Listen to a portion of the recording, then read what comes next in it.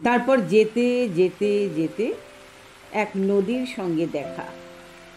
পায়ে তার ঘুঙুর বাঁধা, পরনে উড়ু উড়ু ঢেউয়ের নীল ঘাগরা। সে নদীর দুদিকে দুটো মুখ। এক মুখে সে আমাকে আসছি বলে দাঁড় করিয়ে রেখে অন্য মুখে ছুটতে ছুটতে চলে গেল। আর যেতে যেতে বুঝিয়ে দিল, আমি অমনি করে আসি, অমনি করে যাই। বুঝিয়ে দিল, আমি থেকেও নেই, না থেকেও আছি। আমার কাঁধের উপর হাত রাখলো সময়, তারপর কানের কাছে ফিস ফিস করে বলল, দেখলে, কাণ্ডটা দেখলে? আমি কিন্তু কখনো তোমাকে ছেড়ে থাকি না। তার কথা শুনে হাতের মুঠোটা খুললাম। কাল রাত্রের বাসি ফুলগুলো সত্যি শুকিয়ে কাঠ হয়ে আছে। গল্পটার কোনো মাথা মুন্ডু নেই বলে বুড়ো ধারীদের একেবারেই ভালো লাগলো না।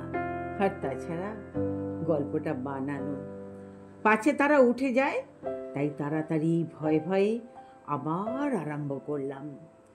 তারপর যেতে যেতে যেতে দেখি বনের মধ্যে আলো জ্বালা প্রকাণ্ড এক শহর। সেখানে খাঁ খাঁ করছে বাড়ি, আর সিঁড়িগুলো সব যেন স্বর্গে উঠে গেছে। তারই একটাতে দেখি চুল এলো করে বসে আছে এক পরমা সুন্দরী রাজকন্যা। লোকগুলোর চোখ চকচক করে উঠল। তাদের চোখে চোখ রেখে আমি বলতে লাগলাম। তারপর সেই রাজকন্যা আমার আঙুলে আঙুল জড়ালো। আমি তাকে আস্তে আস্তে বললাম, তুমি আশা, তুমি আমার জীবন। শুনে সে বলল, এতদিন তোমার জন্যই আমি হাঁ করে বসে আছি। বুড়ো ধারীরা আগ্রহে উঠে বসে জিজ্ঞেস করলো, তারপর?